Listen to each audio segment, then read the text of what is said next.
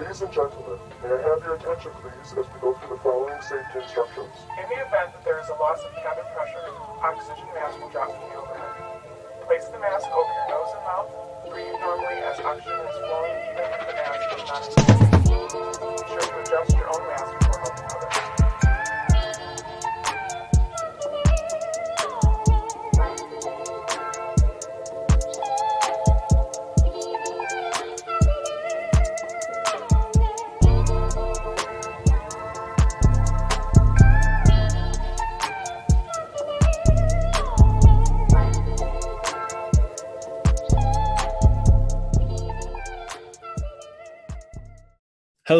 Hello, everyone.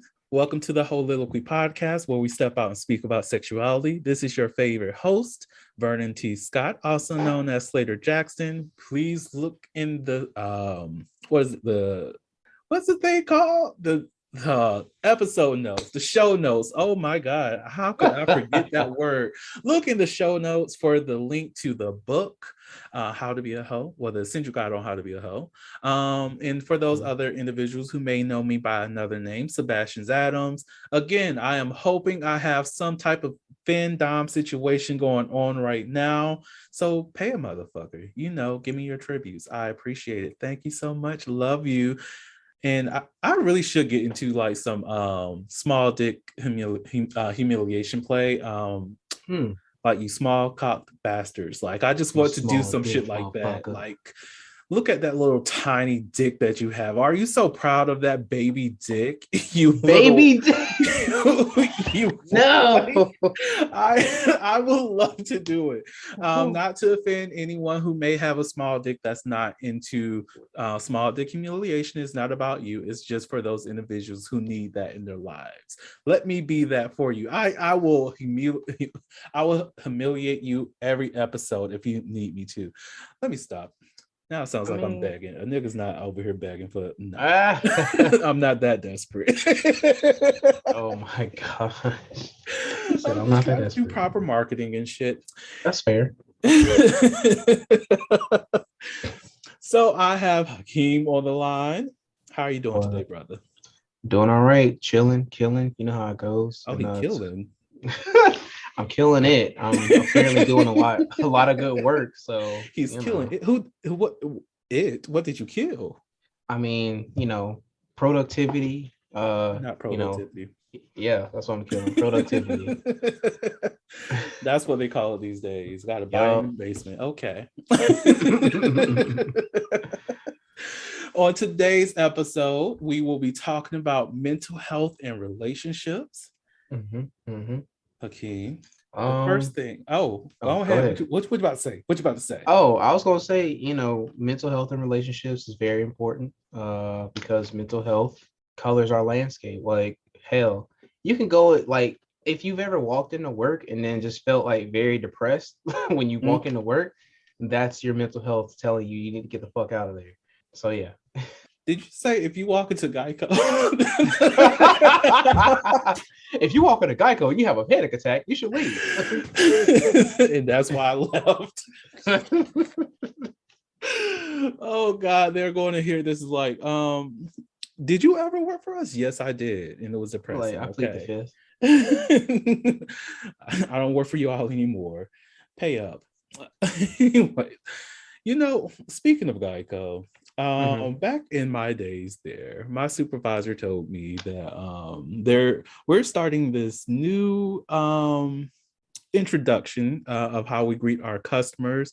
They named it like Gmoji or some shit like that. Oh, you remember that thing? I hate those things so goddamn much. The crazy thing about it is that my supervisor let it slip that, we modeled this off of your calls. And I'm like, oh, so y'all been listening to my calls and like what I did, and y'all made this new platform or teaching mechanism based off of that. And I know intellectual property and shit like that, but well, I mean, don't you sign like a disclosure or something like that before you get hired? Yes, that's the only reason why I know I can get paid from that. But low key, I'm kind of like, with all the mental suffering I had to deal with being called nigger on a regular basis. You got called nigger? Damn. so many. Look, I got called nigga so many times working at Geico. I was like, this is exhausting. And This is or oppression. or having that, oh, I didn't know that. After saying completely racist shit about Black people, and then you have the nerve to ask, so what race are you? And I tell you, oh, I'm Black. Oh, you don't sound like a Black guy. I would have thought that you would have been a little bit less educated. Who? Whoa, huh? What? I mean, listen, I look, sometimes I'll be like, I hear that. I'll be like, I understand. Uneducation is a staple of the Black community. However, you know what else is a staple? Getting you off the side of the road. I can make that happen for you.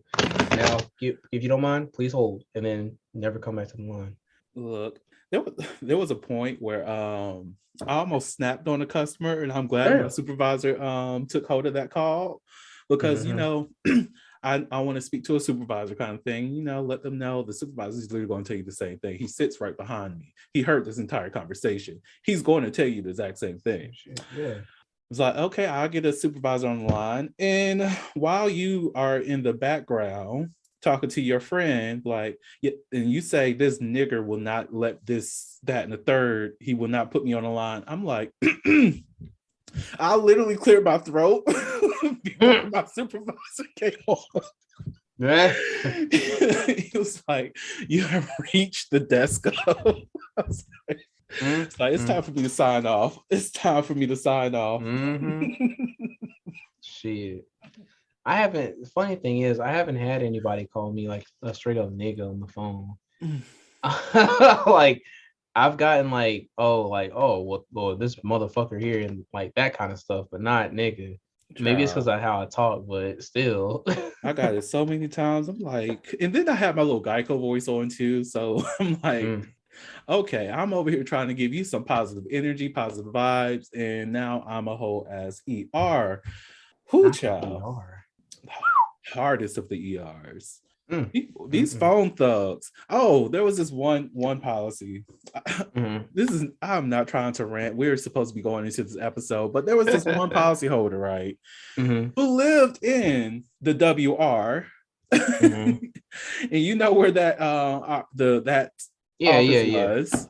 And working in service, seeing people's addresses and whatnot, had the nerve to call me a bitch and say, if I ever see you, I'll beat your ass.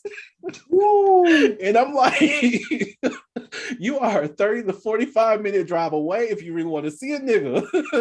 Exactly. It's like, bro, you forget that I have access to you. Yeah, I saw this video one time that was like, when a rude customer calls into a call center or whatever, he's like, oh, are you such and such? It lives on such and such and such and such.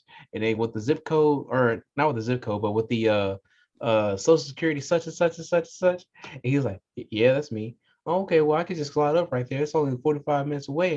We can handle this in person. He's like, no, you good, fam. He's like, really oh no. It's like, no, you say, I thought you wanted to see me. Like, you were talking all this stuff on the phone. You got all this voice until this 6'4" pulls up in front of you. I'm talking about 6 feet 4 inches pull up in front of you. You still got those words? You still have those words? You still have all that hate in your heart.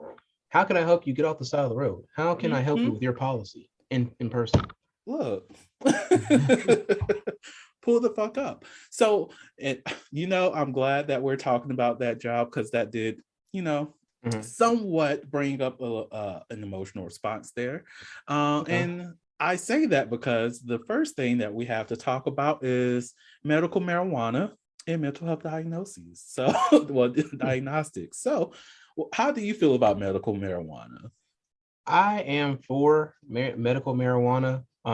Personally speaking, like, I don't understand the whole big deal about limiting it. Honestly speaking, like, it helps people with a lot of stuff like pain management. It helps them with like their mental health and stuff like that. Also going to sleep, depending on the type of strain that you use and stuff like that. But yeah, I would definitely advocate for that. Talk to your local senator, check the local laws, and make sure it's okay for you to use. I'm all for it as well. And it's like medical marijuana is very widespread in terms of like legislation on the state level. There's a lot of states who actually started to allow it, even though some do not have actual dispensaries yet. But it's like, it's crazy that we can have hemp products, sell CBD, all these things that come from the same plant, but whenever it has that chemical reaction of having THC, that's when it becomes a problem. I'm just like, but we've been using this all the time. Like, it's nothing new. We're only making it illegal, one, because of racist reasons, but because it has a psychoactive effect to it, yet we can have all the opioids out here as much as we want, as much as you feel a need for, or we can be hyped up on caffeine, which does a lot more harm to your body than marijuana. We can drink all this alcohol that does a lot worse for our mental health, physical health, social relationships, all kinds of shit. Like, it's I wouldn't be surprised if alcohol threw your pH balance off. I wouldn't be surprised either. Oh Lord Jesus.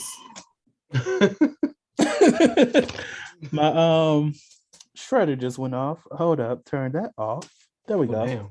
He's shredding documents. Getting rid of evidence.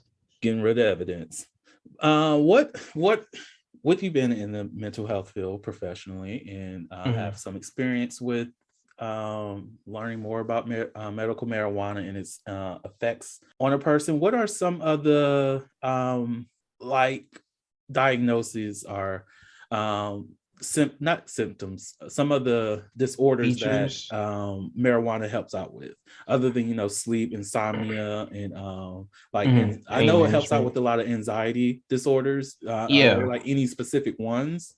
So generalized anxiety disorder, I believe medical marijuana helps that.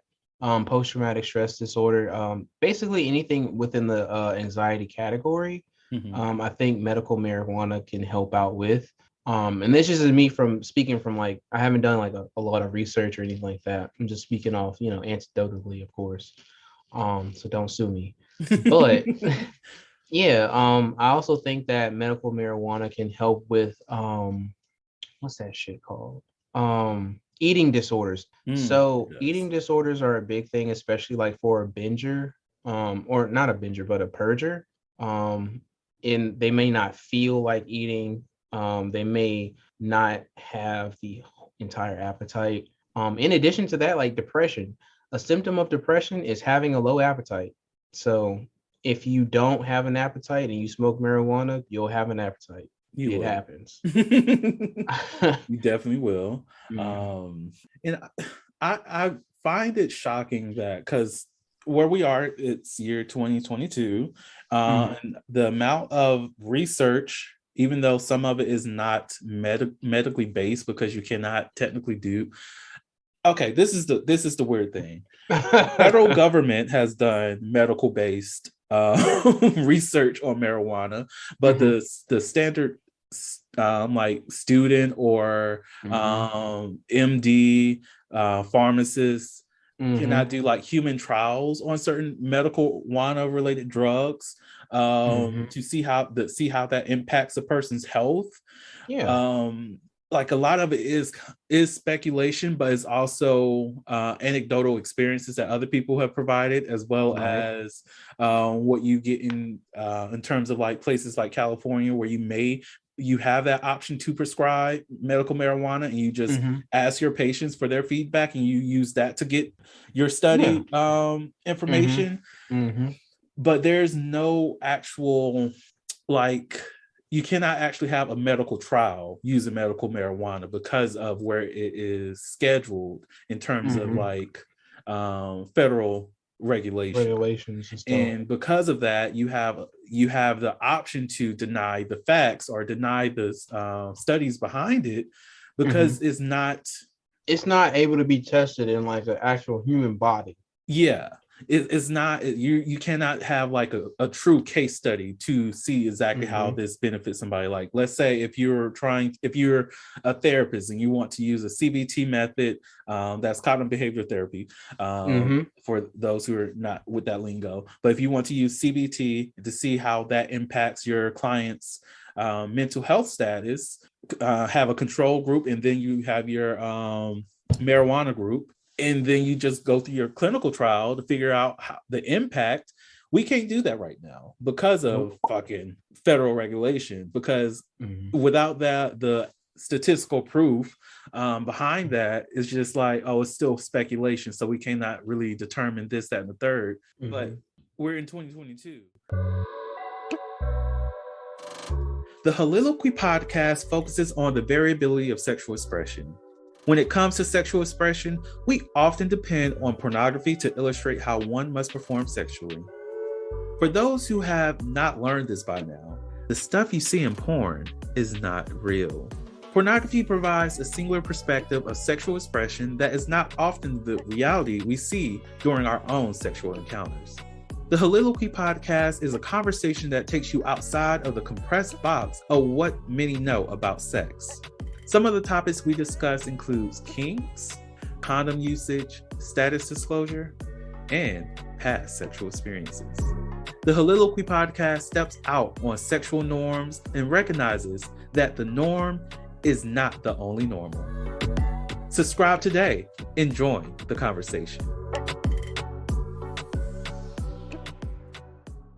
Behind that is just like, oh, it's still speculation, so we cannot really determine this, that, and the third. But we're in 2022.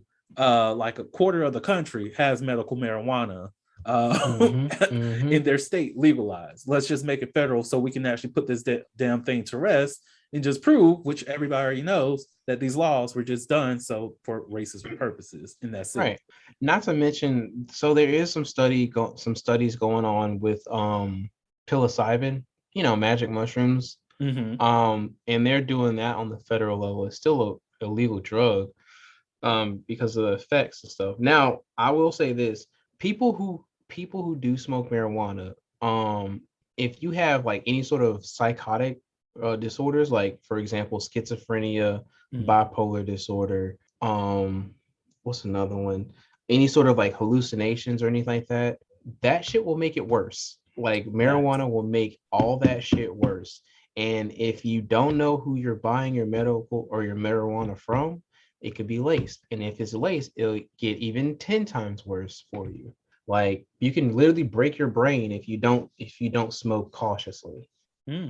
Break your brain. What does that mean? I mean, not in a sexual way, but in the bad way. No, I mean in the bad way. What does that mean? Oh, so essentially, like if you've ever like been up really, really, really late at night without like a lot of sleep, and you like feel like you're paranoid, like you're hearing things, and like you might see some stuff, or if you ever had sleep paralysis and stuff, imagine that, but all the time.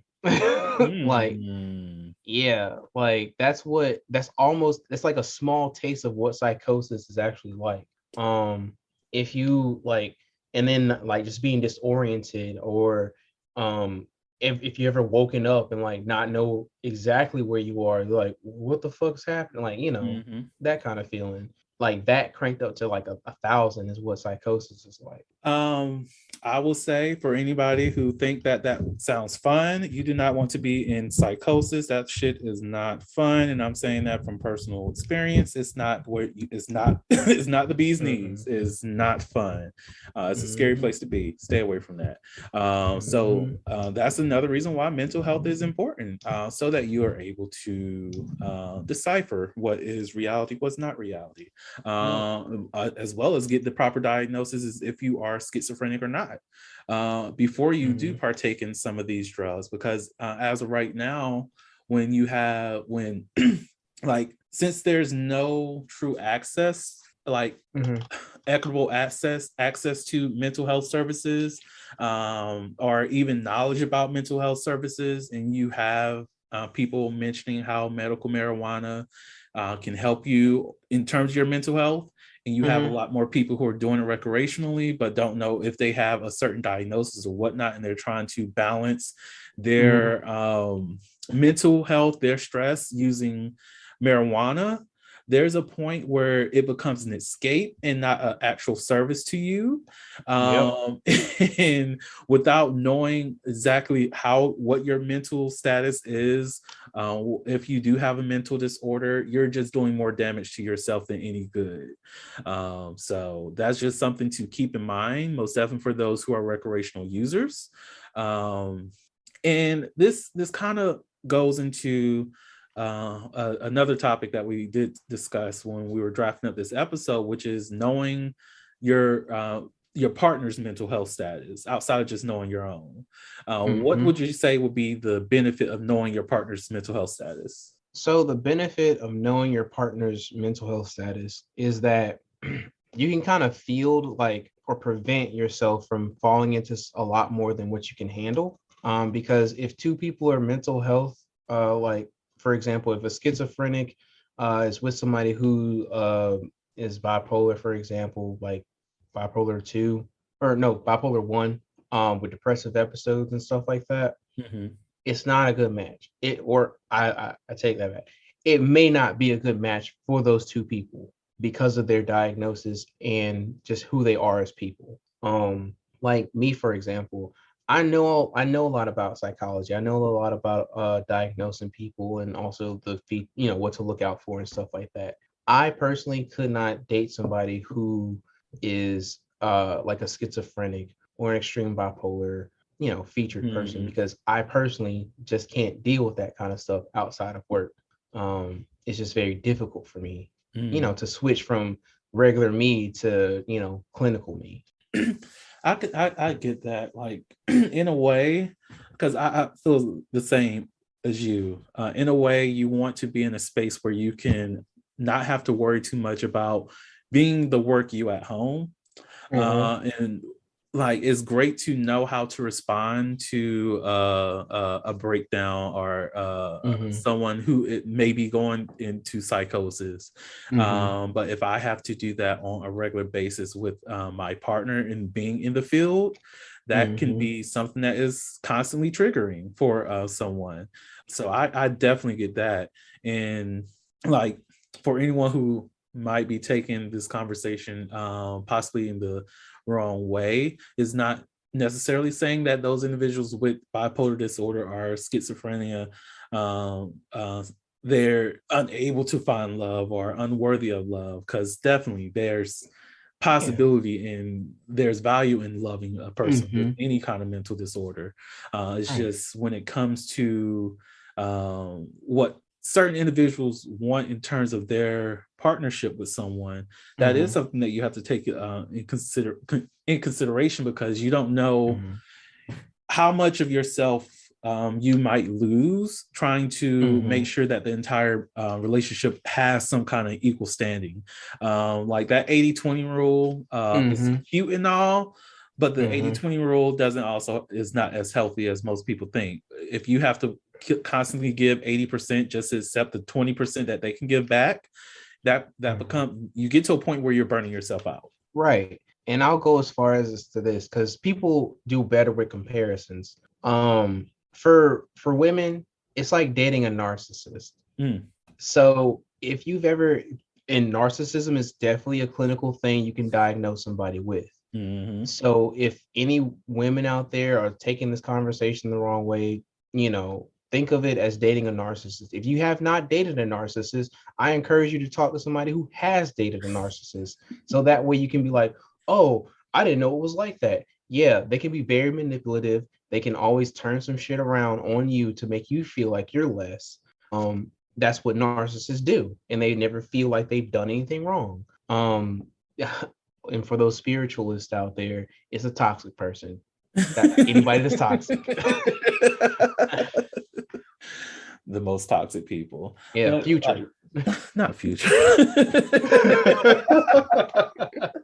But that's a good example, because like a narcissist is a lot of work. It's a lot of work, and I do feel sorry for any person who is dealing with a narcissist, because Mhm. it's never their fault. And Mhm. you can, and it's hard to. Have you seen Love Is Blind yet? Yes, that I have not. reunion. Oh, Mm-mm. so within the reunion show, I forgot the dude's name. He was the Indian dude, and they pointed out to him that he's a narcissist. Mhm. So anybody who needs that context, watch that show. Again, these motherfuckers are not sponsoring this damn podcast. This is like the fourth time they came up. Damn. These motherfuckers need to send some money my way. But like if you watch that and you just look at his behaviors, like even during the show, I'm like, okay, I could see the potential of their relationship working out. But when you watch that reunion and you get the the information that was not provided during the show, you're just like, this man was horrible. I get why she did what she did. I get why I'm just going to ruin it for you. She did not go through with the wedding. She let him go. And rightfully so, because Yeah. if you're dating someone who's not able to hold themselves accountable or See the fault in their own actions. that's going to bring them into that realm of narcissism. Now it's not a 100%, that's a narcissist, but just know they're circling the drain. They're getting close to it. They're just trying to get that full flesh and be the true them and be the garbage that is. I'm joking. I don't mean to call a narcissist garbage. It's a mental health thing. But look, they gonna start blowing up your inbox. They like, oh, I'm not garbage. You're garbage. right? Get checked. Like, even have you had a conversation or coached or provided counseling to a narcissist before? I have not. I've talked to somebody with the diagnosis of being a narcissist. And I've seen this, like some of the markers for it in other people, and also just in like day-to-day like life shit. But those people didn't have the diagnosis. This one actually did, and I was like, wow, this actually does look like some textbook narcissist shit. It's wild. Like, no accountability for his own actions. It's always someone else's fault. He has this grandiose, like, like actual demeanor about himself. Like, it was wild. It was like talking to a movie star, but he's not a movie star. Wow, that's crazy. I've had it was a student who's I can't say he was a narcissist, but definitely had those tendencies. But it was bringing them to a level of accountability that took months in order for that to happen. And it was after our discussion, they were able to hold themselves accountable a lot more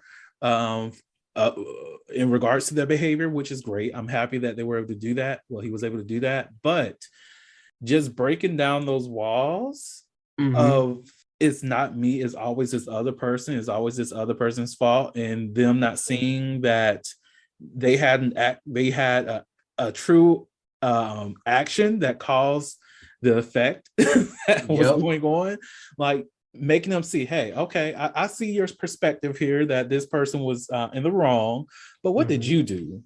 Now that you vocalize that, do you not see how that action, that statement, got them to behave this way? No, they shouldn't have did this, that. I'm like, right now you're expecting them to live your life. You're expecting them to have the same perspective that you do. You have to get out of your own way and look at things in their view. Can we do that? Yeah. And I have the actual like diagnostic criteria for narcissistic personality like right in front of me. So the first thing, so first off, you have to have 5 or more of the following: have a grandiose sense of self-importance, exaggerates achievement, talents, expects to be recognized as superior without consumer, like, actually receiving those accolades or anything like that. Have a grandiose, or is preoccupied with fantasies of unlimited success, power, brilliance, beauty, or ideal love.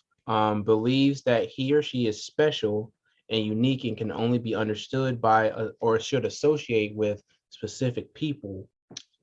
requires excessive and like admiration, has a sense of entitlement. So yeah. So, There's more actually. oh God. Is interpersonally exploitive, takes advantage of others, lacks empathy, unwilling to recognize or identify with the feelings and needs of others, is often envious of others or believes that there's others envious of him or her, shows arrogant or haughty behavior or attitudes. Chile. Yep. So that makes you know how that argument between environmental nature versus nurture. Yeah. And some psychological disorders are born with, but there's others that are environmental. Do you feel as though narcissism is an environmental disorder? Well, environment-based mental disorder, or do you think that's something that is more biological? I think it's if I had to put on a percentage scale, I would say that it's like 98% of it, or that's kind of high. 87% of it comes from the actual person's environment. And then the rest of it comes from their actual like biological chemistry, because there's like a fine line between someone being a narcissist and then or somebody being codependent or having dependent personality disorder. Like it's very like, in my personal opinion, it's very like fine line kind of shit. You could go either or. It just depends on what happens to you in like your regular life setting. That's interesting that it is a fine line. And also codependency is one of the things that we're going to talk about in this episode, which is a great tie-in. So do you mind defining codependency and letting people know exactly what that looks like? Sure. Let's see, because it's actually called, so it's not codependency in like the DSM-5, but it's just called dependent personality disorder. It is characterized, give me 1 second, I'll see if I can find it real quick, because then also like borderline, so the opposite to, or I guess the antithesis or the female version of narcissist personality is a borderline personality disorder, because mostly women have that. But yeah, but dependent personality disorder, so you got to have 5 or more of the following: have difficulty making everyday decisions without excessive amount of advice or reassurance from others, needs others to assume responsibility for most areas of their life, major areas, have difficulty expressing disagreement with others or because fear of loss of support or approval, have difficulty initiating projects or doing things on their own, because of like energy, self-confidence, all that kind of stuff. Goes to excessive lengths to obtain support from others to the point of volunteering to do things that are unpleasant, feels uncomfortable or helpless when alone because of exaggerated fears of unable to care for themselves, urgently seeks another relationship after being in a relationship, unrealistically preoccupied with fears of being left to take care of themselves. Whew, that's very saddening. But when I say I am not a fan of codependency, that's this description is the reason why. Is because it is hurtful to be codependent, or to have that much dependency on another person in order just for you to feel somewhat fulfilled. And the reason why I argue that we are in a codependent culture, that we're raised to be codependent, is because, like, when you think about the messages that we receive in terms of relationships and how we should be in a relationship, it does align a lot with codependency, of having a partner that can tell you how to live your life, or having someone who fulfills you, or that concept that in order to get over somebody, you have to get under somebody, rather than focusing on yourself and rebuilding yourself so you can be fulfilled enough or strong enough to make decisions that's in your best interest. And like, without even having that self-assurance, or just have that ability to stand on your for yourself, it's not to say that you're weak or anything. It's just that mentally you're not strong enough to be in a relationship. Because of that, it opens up the door for a lot of manipulation to happen, because you are dependent on that other person just for fulfillment or affirmation or comfort or love, rather than focusing solely on the fact that you can love yourself without other people. Right. And people who are like very codependent, like you'll see some of those things in them, right? You'll see them depend on other people to make decisions, or not even at that level. Sometimes you'll see them like defer to another person instead. Like the whole idea of a happy wife, happy life and stuff, steeped in codependency. The idea that a woman has to be submissive to her man, codependency. Like there's so much, like you said earlier, the culture, especially Black culture, is steeped in codependency. It's like why? Like I don't get why. Like in a time period, I can see that working because society was set up to be patriarchal, and when men had a lot more power than women. I get that, but it's a whole different age. You can flip the script whenever the hell you want to. You got women out here making like, close to 6 figures and stuff, and you got men out here goddamn struggle busting it. So like, just get rid of it. Like, that's the thing that really bothers me. It kind of goes on gender roles and stuff like that, but I hate when the conversation of, I can be an independent woman, or I don't need a man and all that. I'm all for it. Even when it comes to feminism, especially Black feminism, because there's a difference. I do consider myself a Black feminist amongst anything else, but it's like, it all makes sense to be a feminist, to have the independence of being self, until you're having those conversations of being in a relationship. That's when the feminism just leaves the door. That's when things just, now we're talking about biologically women are weaker than men, which is also a lie. Now we're using unproven facts about, when it comes to the argument about transgender people in sports, how people who are transgender are who's transitioned from male female are more powerful than, like, stronger than the women in this particular sport. Yeah. And it's not the truth, and people don't even know I'm going to say it in this episode, but people don't even know the history of where that came from. But, they go into, well, biologically speaking, men are stronger than women, but if you look at the anatomy of it all, like the science, women are actually, biologically speaking, supposedly stronger when it comes to like below the waist, while men are more stronger above the waist. That is the biological science of it all. So if you have a trans woman running in track, she's technically slower than what other people would consider a biological woman. Right. That's the biology of it all. Not to mention, like, the biological default for human beings is to be female. Men are literally a genetic mistake. Like, literally speaking, like, genetically speaking, we, like, the way that men came to be is because there was a change in the chromosome at a certain level. Like, if the process to make another human being was perfect all the way through, it would just nothing be straight up just women all the time. And that's the crazy thing about it. Like, it's like with like, so we're, like you said, genetically based on feminine. We're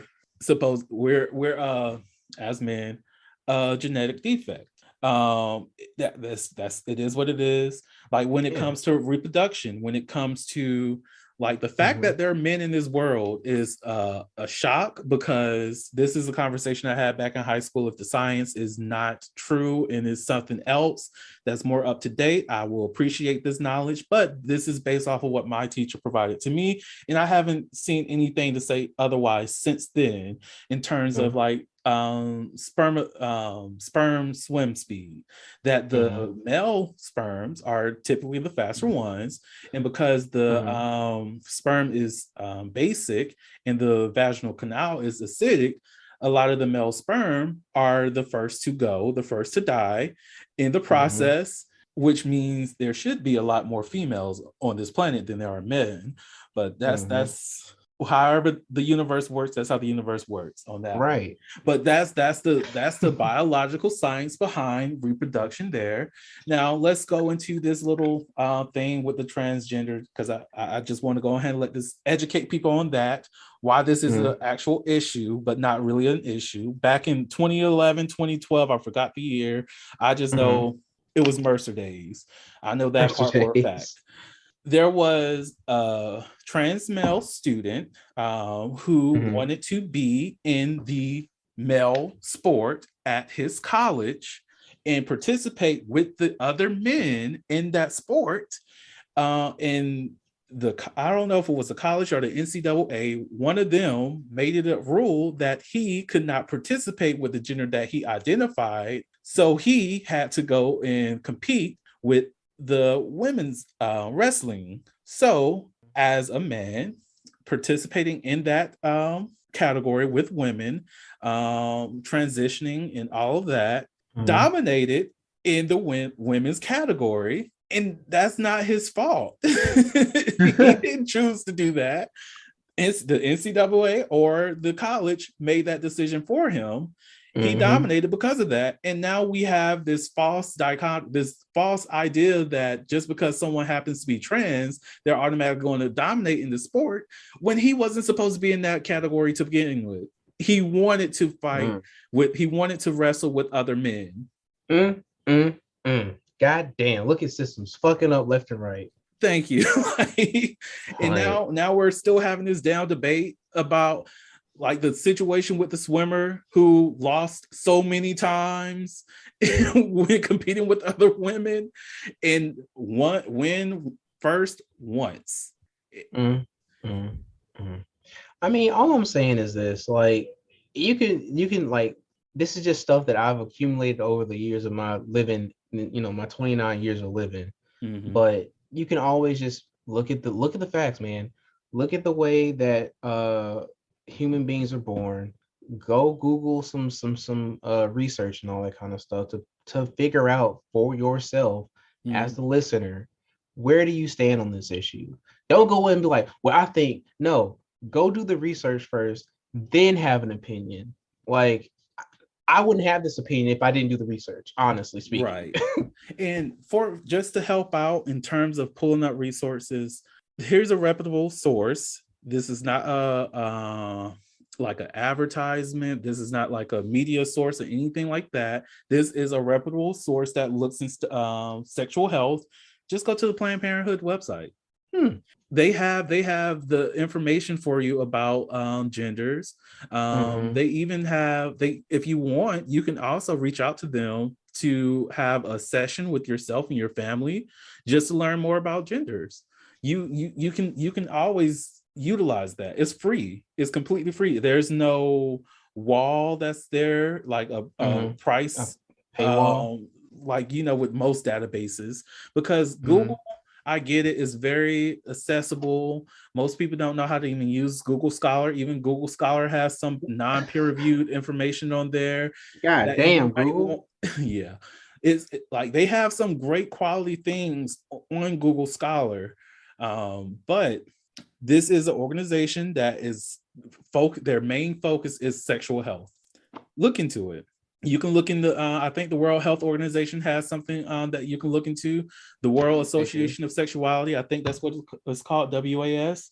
I should know that since I'm in a program to be listed on their damn database. But you should, like, these are other resources that you can look into. I'm not going to promise that I'm going to put anything, like link any information in the show notes. I might. Again, I'm not promising that, but just look into those particular sources. They're only looking out to give out the facts. They're not doing anything for like a political spin. They're not trying to hurt anybody. Their main focus is educating people about sexual health. That's it. There you go. It's not trying to spin your mind or anything like that, change your opinion. You look at the facts. If you still feel some type of way about it, that's perfectly fine. Right. And kind of going off of that as well, like I know that there are people out there, because this is also a thing, gender dysphoria, right? Mm. Yeah, I skimmed it. I'm not gonna lie to you, I skimmed it, but from what it sounded like when I read it, it was more like the person doesn't feel comfortable with the gender that they were assigned.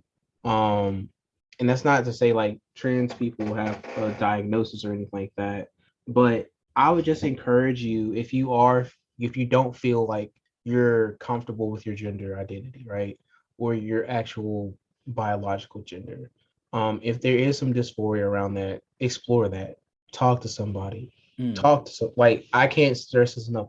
Talk to somebody before you jump into anything that you can't undo or reverse or whatever.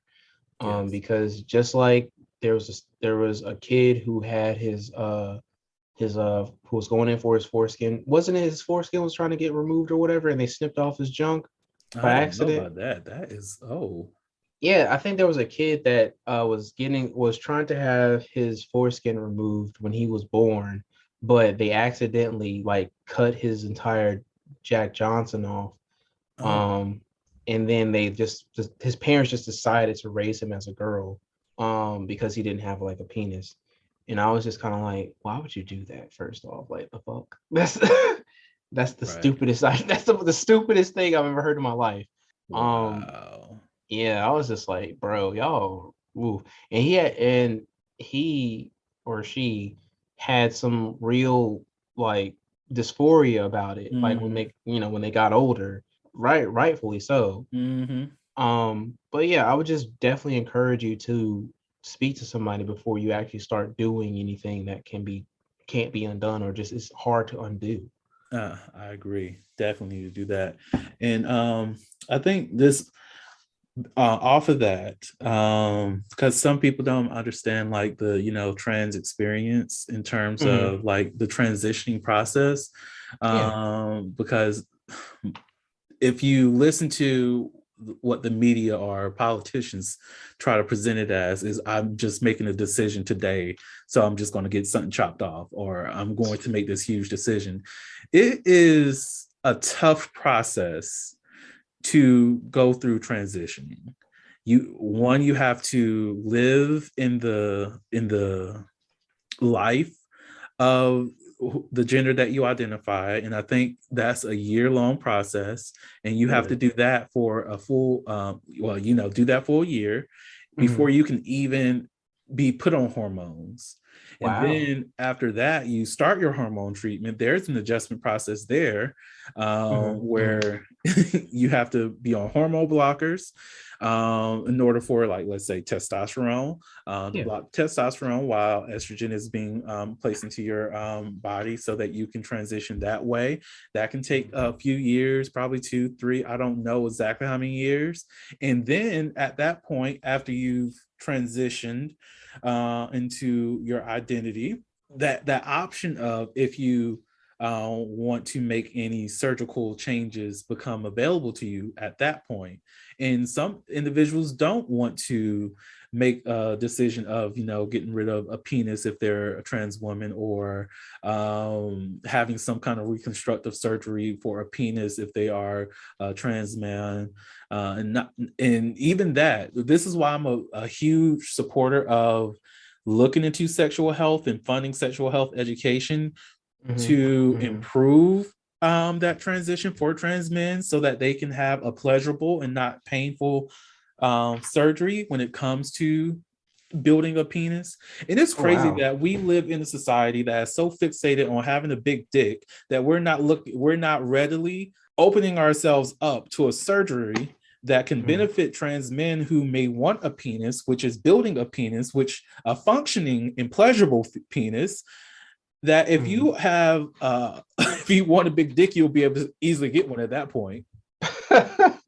I mean, I don't know. I don't know what people's obsession about big dicks is. Like, honestly speaking, like, there's no sort of like, first off, the amount of blood that it will take to like actually get a dick up, like of Right. that size. Second off, girl, like, if you're a woman out there and you like big dicks, that's cool, great, wonderful for you. However, I need you to understand that if you find some dude out there with a big ass dick, there's no guarantee he knows how to use it. Like that's the part that women forget. Oh, I need a man with a 12 incher. Can he use that 12 incher? Like, I can get an AK. That don't mean I know how to fucking fire it. Like, like shit. That's a good analogy. But like for real, like a lot of people don't, it's a processing thing. Like it's great. Like even with the previous episode I was speaking on with Tyrell, I don't know if it's going to be out before this episode or not, but he mentioned, we were talking about size queens and whatever, and how there's some people who are out here with a huge dick, and when people see the big dick, they get scared of the big dick, and they're just like, I can't do that. Yeah, it's like, also use lube, man. Just use the lube. Like, don't be afraid to use lube. So, also, did you know that there's like a bunch of disorders in here that describe different fetishes? So you got voyeuristic disorder, you got frotteurism disorder, you got exhibitionist disorder, sexual sadism disorder, transvestic, which is basically like like person dressing up as a female or whatever, disorder. Yeah, so essentially every fetish that is ever known to man is a disorder. I thought the DSM-5 took those out. No, not well. The one that I got is they made a new revision to it, right? That came out in 2022 of March. I haven't gotten that one yet. I'm trying to get that one. But the main thing to know about disorders itself is that at any point, if you feel like you, the person, are having an issue with the way that you feel or experience this reality, then it becomes a disorder. Like, I could do cocaine all day, but if I don't think it's a problem, it's not a problem. True. You know, it's crazy. So this is going back to my master's days, and one of my fellow peers, we were working on our capstone projects, and she decided that she wanted to do hers on racism, and I forgot exactly like why that's not like a mental disorder. And so she wanted to research racism as being a mental disorder, and in her research she found out that the reason why racism is not considered a mental disorder is because it's so popular. Since so many people are racist, it cannot be considered a disorder. Only abnormalities should be considered a disorder. And I was like, but it is abnormal to people of color. Like, I don't get it.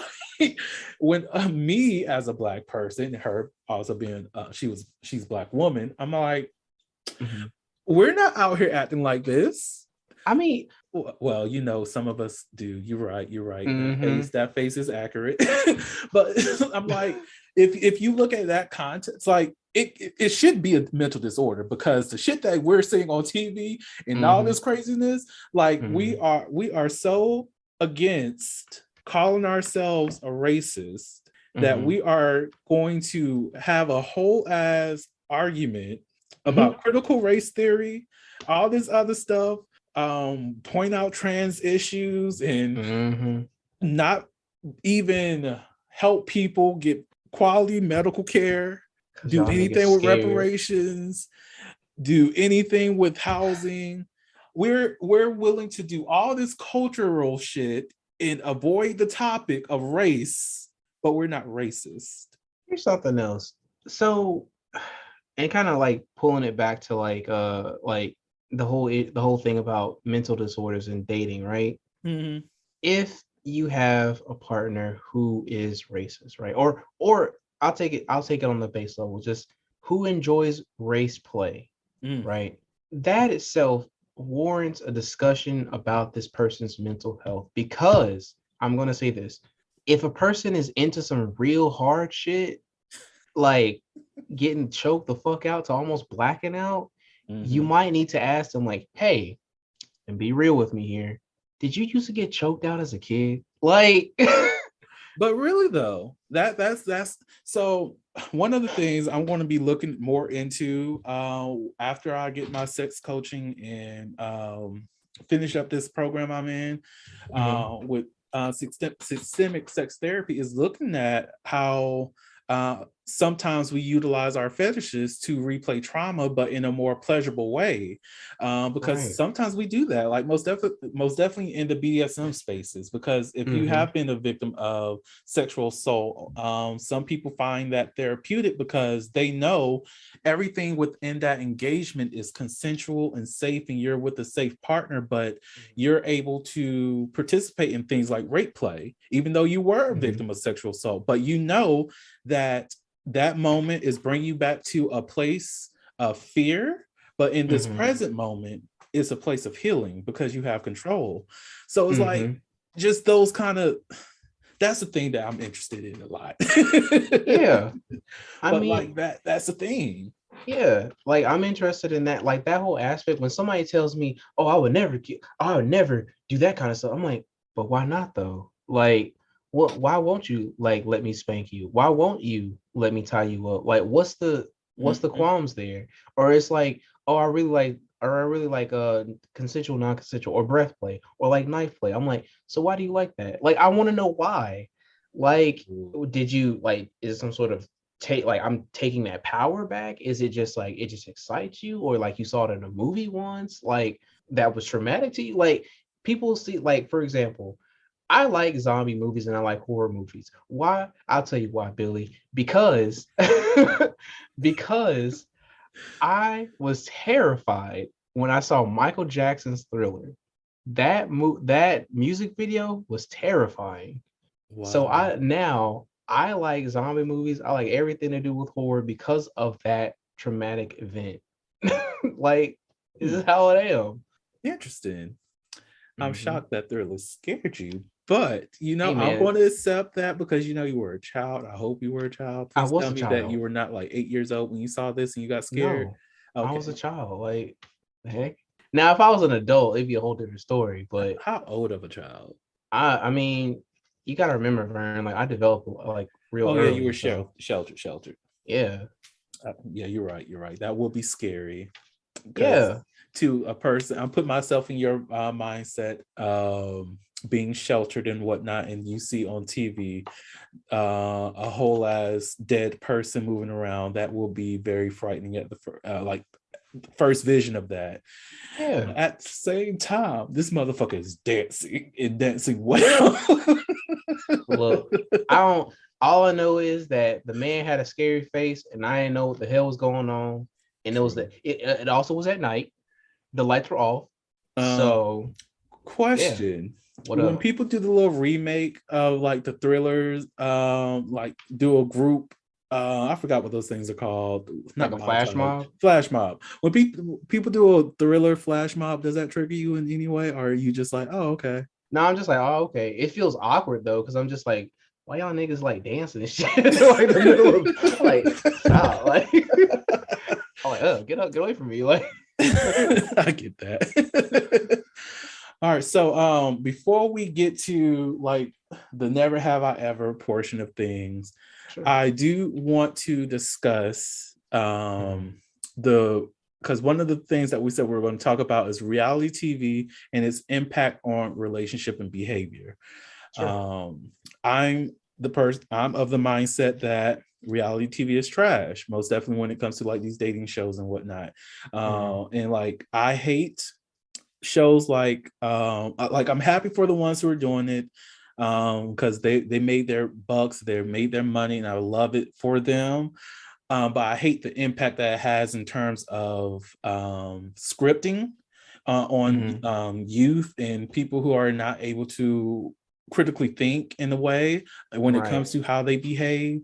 But like shows like Real Housewives, or even Love and Hip Hop, the first Love and Hip Hop, the one back in the day with Jim Jones, that one was great. That has some nice aspects. You might have a little bit of fighting going here and there, but it was a little bit more of a wholesome show. But when they switched it up and moved it to Atlanta and changed the way that they did their show, you see a lot more people who want to, pop off at a motherfucker because they want to pop off on a motherfucker, or they'll maybe beat your ass, bitch. You get a lot more of that going on in how people communicate. And that's because this is what we see on a regular basis. So if that's going to be the model of how to get on TV or how to interact with your partner, that's how I want to behave in my relationships. So what is your take on shows like that? On shows like that, I think it's all I kind of like agree with you, because for all the reasons you stated. Like, people are impressionable. People don't understand like the impact that television and like media has on them. Like, for example, if you look on Instagram or Facebook or whatever, you see people living their best lives, right? So then you compare your own regular life to it, and it's like it doesn't match up or stack up.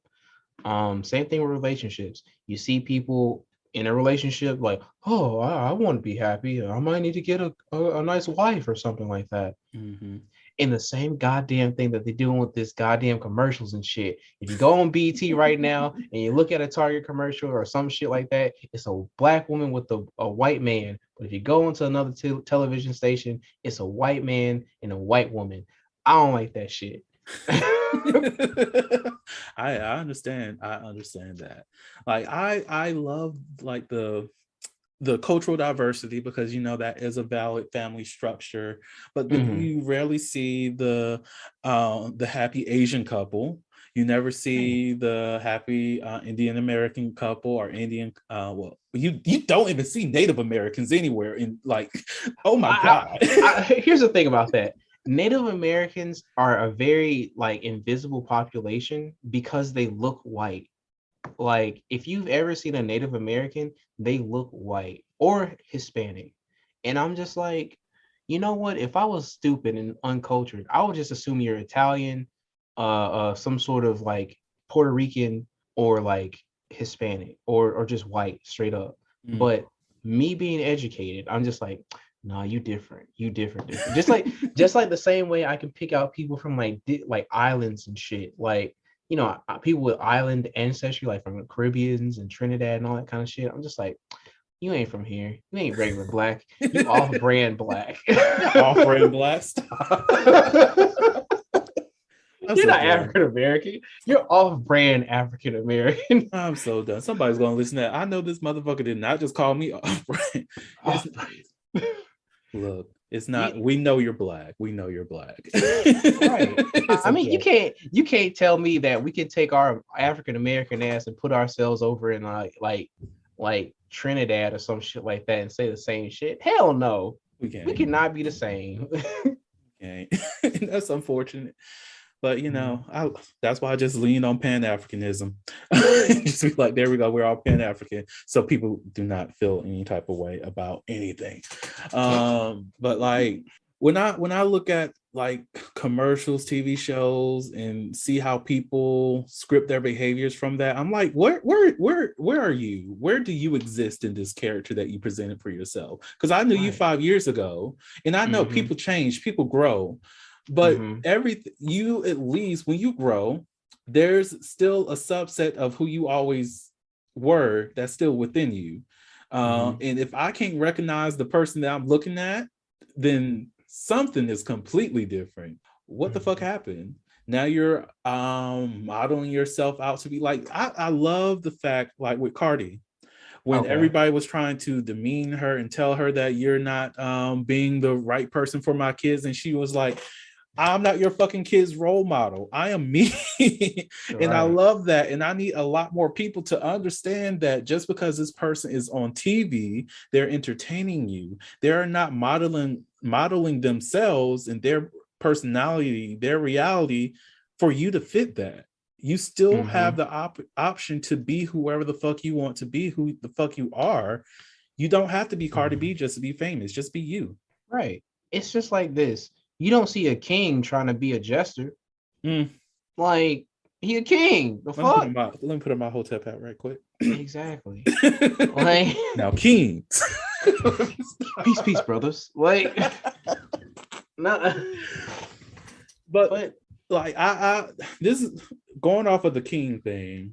I use I posted this on Facebook, and I was actually thinking about a family member when I posted this. I'm not gonna lie. Ain't you getting on Facebook? I am in July. I'm not going. I don't know if I'm coming back, but I'm definitely gonna be off in July. But I posted something that you cannot remove. What was it? Oh, a king will still exist outside of his throne. You cannot take a crown off of any king, because a king is a person who is built off of the people that they lead. Same thing for a queen. You're built off the people that you lead. You can have a physical throne. You can have a physical crown. I can give that to you. You will never have my people. Right. That's when you know you're a king. That's when you know you're a queen. If you're out here so fixated on a specific item that can be taken away, you're nobody. Right. It's just like, okay, it's just like what is it? Not Chadwick Boseman. Well, kind of sort of Chadwick Boseman. It's just like T'Challa. Like, everybody knew T'Challa was the king. Like, even when Killmonger took over, they're like, no, T'Challa's my king. It's the same thing with your supervisor at work. If you got a shitty supervisor, you walk around the office like, hey, your supervisor calling you. That ain't my supervisor. Like, look, fuck that motherfucker. Exactly. It's the same principle. Like, you don't, just because you have the title doesn't mean that you actually have the qualities of said title. Like, child, and this is why the American government hasn't had a president in I don't know how many years. But I mean, we got one that's kind of close. Kinda. It's a motherfucker sitting in the seat. That's all I know. Y'all don't come for me. Don't come for me. Do you got student loans like I do? Okay, then shut the fuck up. I mean, look, bro. My thing is this. Here's the thing that I don't like about the whole student loan thing. Like, for people who borrowed money like through banks and shit, like private lenders, they don't get shit. They don't. And I'm just like, why? Like, we did the same shit, just different people. Exactly. And they should have theirs forgiven. I am all here for that. And I'm like, wipe it all out. Wipe it all out. Like, if we can give banks and all these other corporate entities the money that American people were supposed to get during all this pandemic shit, meaning they've gotten trillions of dollars so far, they shouldn't want my motherfucking student loan money. They shouldn't want my car payment. You got paid enough. Exactly. Meanwhile, I'm over here starving. No. Right. And also, like, here's the thing. If you can't just print up the money, give a credit. Just give them a credit. It's not that hard. On their next tax, whatever, give them a tax incentive. Like, for students who borrowed X amount, give them a credit for X amount. So that way, once, them checks start coming out and shit, they get a fucking check because it came from their goddamn taxes. And then they can just go ahead and pay their student loan off. Like, I just don't understand it. It's just so many ways you can jug this that they just don't. When you have leadership capabilities, everything is obvious of what you need to do, but you have a lot of people that don't have it, which is why we just have motherfuckers in chairs. Right. It's just like it's the same thing. Okay, so it's the same thing with like a relationship, right? So you have a person, two people come into an agreement that, hey, we're going to be together, or hey, we're going to like try to do this thing in simpatico, right? So if you're trying to do something together, like naturally somebody either you both can agree to take the lead and stay the fuck out of each other's way, or you're going to have a leader and a co-leader. Like, it's not rocket science. Like, it's not.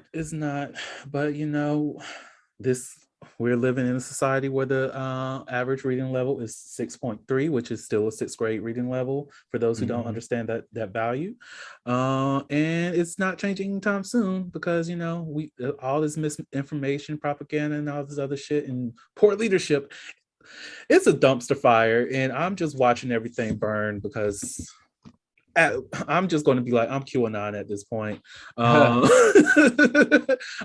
with y'all. We're in a simulation. It's just, I'm sorry, y'all. I do not believe that. Hell nah. Yeah. If we were in a simulation, this is the worst simulation I've ever been in my life. The absolute worst. Like, you think I chose to be on hard mode? Fuck no. Which, this episode is going to release during the month that I'm releasing my mental breakdown shit. So that's going to be interesting. So let's transition over. We're only going to do one question just because this episode's gone on a little bit over time, which is fine. I'm here for it. So it's going to be a sex question. Just pull this out. It says, what physical features do you find most attractive in the opposite sex and same sex? Didn't we do this one already? We did something similar to it, but this is, we can do another one. Hold up. Let's see. What personality? This fits. All right. What personality and character traits are most important to you and a partner? Personality and character traits. Okay, so character traits, she gotta be nice. Like not that type of nice that's like bubbly nice, like kind of airheady a little bit, but not too airheady to where she's like can't have like a intelligent conversation. So kind of bratty. No, pillow princess. Kind of, sort of, but kind of like, if I get like real stern and like my voice drops, then she's like, oh, okay, he's being serious. Like, oh, so you do want a brat. Gotcha. I mean, listen, man, I just know that brats like my ass. I don't know why. Because you might be exuding brat tamer energy because what you just said sounds like you're a whole ass brat tamer. I want you to be kind of bratty and I want to put you on your place. That sounds like a whole ass brat tamer, but it's okay. You. It sounds brat tamer to me, but okay. I don't know. It's that cat and mouse shit. He know it's true. Yeah, it probably is true. Like, again, Vern, like I got a whole like compartmentalization's a bitch. Like it can help you and it can harm you. So dumb. But you're right. Compartmentalizing things. Take the test. Take the BDSM test, and then share your results. I'll send it to you. Yes, you. I already did. I did that like at least 4 times. And did you not score high on Brat Tamer? Yeah, I scored high on Brat Tamer and what is it, Daddy, and also Master or something like that. Rope Rigger as well. Over here, Daddy. I mean, shit. Apparently I got daddy energy too. So bro. that means so you want a so are you into age play? Not. I haven't really gotten into age play before, but it's a weird thing. I like it, but I also don't like it because like I want somebody who's going to be like independent of themselves, but also don't like all that independence. Like it's weird. So yeah, that sounds like you have to workshop with a lot of people for age regression that works out. That's like, I feel like I can handle a middle. Some people listen to like, what the hell are these? What are these words? So age play is when 2 consensual adults it's not necessarily sexual. It's more of a role play kind of situation where one person may be the dominant, assertive person, leader, or you could even say father figure or mother figure, parental person figure. And the other person is someone who has a certain age in which they're comfortable in, where they often regress to because that is their comfort zone, and they just want someone to either fulfill the needs of that individual who is crying out, or wanting that support of someone that either damaged or abandoned them, or provided safety at that one moment before things got fucked up in their lives, or before they lost themselves in the world. It's just bringing themselves back to a place where they felt safest, and that the daddy, mother, parental figure, guardian figure is just providing them an additional safety net of control whenever they are within that regression. So it's nothing necessarily sexual, people. Doesn't have to be. It doesn't have to be. So if you were like, ugh, no, I can already hear it now. It's not that. somebody listening to this right now in the kitchen just cooking, and they like, it's like age play. It's like, what they talking about? I know y'all motherfuckers are not. You're nasty. No, it's not that, people. It's not that. No, and that goes in, and that also ties into mental states, like, you know, like trauma, intense trauma experience at in an early age in childhood. It can give you a different mindset altogether, where you develop this dissociative identity disorder, where you form a whole alter that is stuck in that age. Like people can regret, like when you're in trouble or something like that, or when you're stressed, you get stressed. You can regress back to an age where you were stressed as well, like that maybe 13 and maybe 8. It can happen like that. It can. Educating people on the podcast, gotta love it. I will say, well, did you have any other personality or characteristic traits? Because we ended up talking about kinks. Oh yeah. What else character? She has to be like kind of like she can't be like boring. Like she's got to be like kind of spontaneous and like have that high energy, because I'm naturally going to like match that energy, and me naturally, I can't go above a certain level. Like I can't maintain a high level of energy. I can maintain a low level of energy, but not high. Like it's always like, if I had to equate it to like gears, I can go to 1 or 2, and I can go into like 5, but I can't be at 5 all the time. I could be at 1 or 2 all the time. I get that.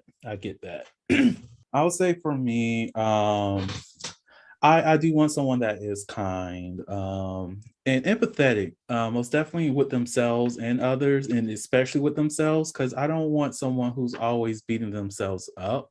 I also don't want to be in a relationship where we constantly have to apologize, where we can respect that, you know, we all fuck up, and we will apologize for the things that really do hurt each other. Because I hate when people apologize for the simple things like, oh, I haven't texted you in like 3 hours, let me say sorry. Why? Like you're living your whole ass life. You don't need to apologize to me for that. Like I don't care. I'm living my life too. But like I'll say, I'll flag on the play for that though. I'm talking to a girl right now. I should say a woman right now. And she don't talk to me like, or I'll talk to her and then she'll forget to send me a message, and then she'll end up going someplace like to Tennessee or fucking Virginia or whatever, and I'm just like, but I asked you like at least like 3 days ago, did you want to hang out on this day that you decided to like jump up and go somewhere? Why the fuck didn't you say anything?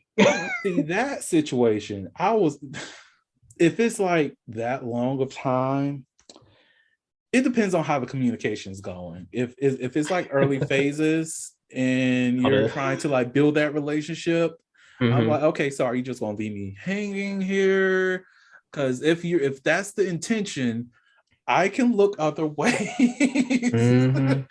Now, if it's like, if we've been talking for some time, months, we've gone out on a couple dates, and if you don't respond in like 3 days, and then I notice that you're in like Jamaica, I'm gonna wait till you get back, and then I'm gonna ask, okay, how was your trip? Hopefully you have something to talk about. If your ass don't have nothing to talk about, not in like I'm hurt kind of way, but if you went to Jamaica, I want stories. I want to know how that experience was. And you just like, oh yeah, I went to Jamaica, it was fun. The fuck? You better tell me what the hell you did. Okay, I'm going to be looking into other other people at this point, because clearly we can't have we can't communicate with each other. If you going out here to tropical islands and shit and have a whole ass blast, and we can't have a conversation about it, here you go. Like, don't sit right with moi. I'm at the point where I'm just like, I'm supposed to see her like later on today, and I'm just like, you know what? I'm real contemplating just like put my like just girl, just yeah. And I'm just like, bro, like I can't be doing that. Like I ain't married to this woman. I ain't dating this woman. She's just somebody I'm talking to. I'm just like, look, man, you just can't be getting out of pocket like this. Like, I'm so done. I can't. Well, I think this will be the perfect time to transition over to the end of the show. I'm sorry, everybody. All things must end. But you know, the Soliloquy podcast is going to be here for a while. So, Hakeem, do you have any lasting words, advice, or anything that you want to share with the audience? Yeah, love each other, pray for each other if you're into that. Light some candles, align your chakras for each other and all that kind of stuff. And just really take your mental health into consideration, take your partner's mental health into consideration. And it's always okay to step away from something that is overwhelming or just not for you. Never be afraid to say no. Yes. Oh, these tips. I love every single one of them. They be touching you. They be hitting me in the feels. Like, yes, Lord. All right. So thank you so much for being on the show. For the listeners, thank you all so much for continuously supporting the Soliloquy podcast, where we step out and speak on sexuality. Just in case no one else told you this today, you are beautiful. You are worthy of happiness and joy. You are enough and then some. You may not live up to the expectations of others, but that is okay. You are only required to walk in your own shoes. May each day you live lead you towards abundance. With that said, love you all and see you next episode. Bye. Peace. Thank you for listening to the Soliloquy podcast, where we step out and speak on sexuality. You can subscribe to the podcast through your favorite podcasting app and find us on the web at www.soliloquy.com. That's www.heauxliloquy.com. Share the podcast with your friends and join the conversation.